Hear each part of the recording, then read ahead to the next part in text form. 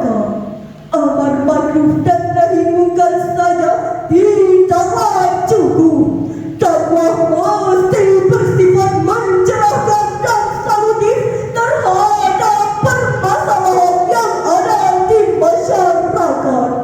Ketika dakwah Islam menjadi solusi, saat itulah diwujudkannya Islam yang rahmatan lil alamin, rahmat bagi semesta alam. terutama di masa mendatang akan semakin bertambah sukar dan menantang. Hal ini disebabkan karena masalah-masalah yang dihadapi oleh dakwah Islam dari waktu ke waktu semakin berkembang dan kompleks.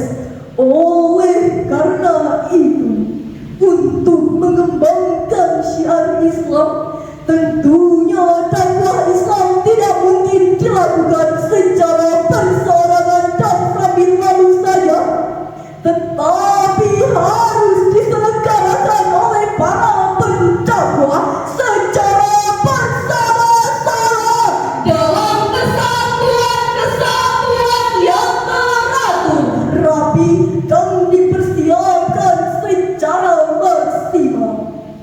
Kaitannya terhadap konflik sosial telah secara eksplisit maupun implisit dibahas dan dijelaskan dalam berbagai ayat Al-Quran secara komprehensif. Jika berbicara tentang tujuan diciptakannya keberagaman sebagai bagian dari rencana Allah Subhanahu wa Ta'ala, seringkali dianggap sebagai kambing hitam penyebab konflik sosial dalam masyarakat. Walaupun begitu, telah banyak pemikir Islam yang menafsirkan ayat-ayat Al-Quran terkait.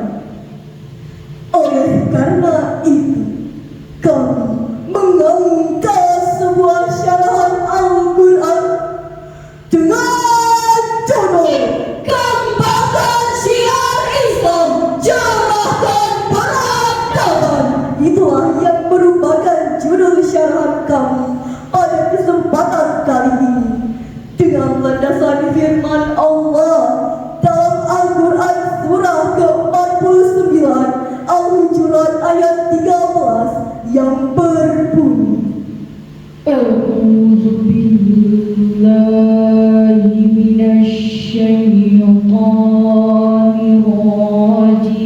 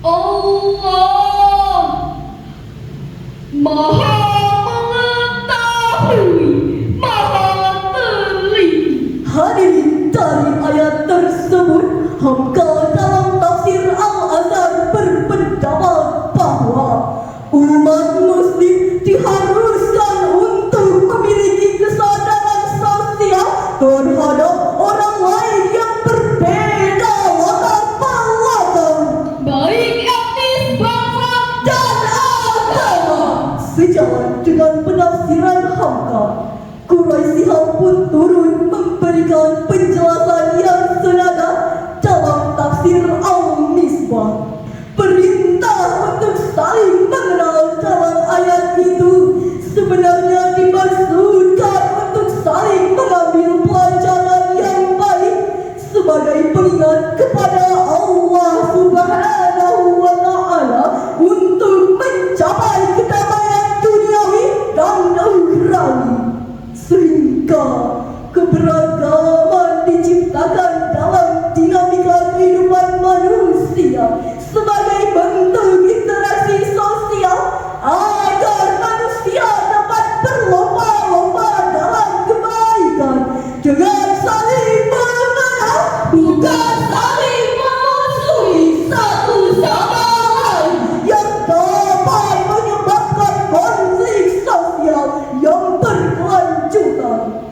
Konsep pemahaman yang dihasilkan ayat tersebut pun turut dikuatkan dalam Al-Quran surah ke-30 Ar-Rum ayat 22 yang berbunyi, wa min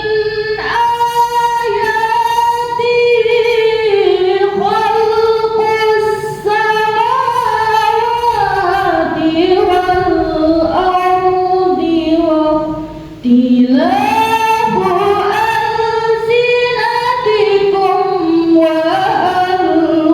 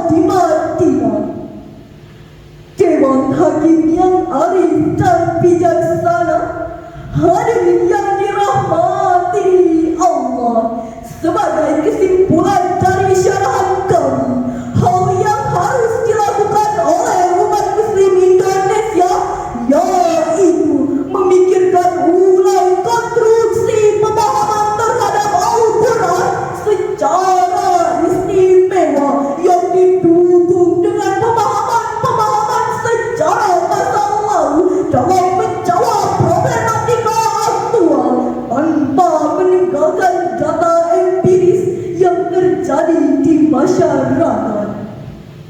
Di sisi lain, membangun hubungan harmonis antar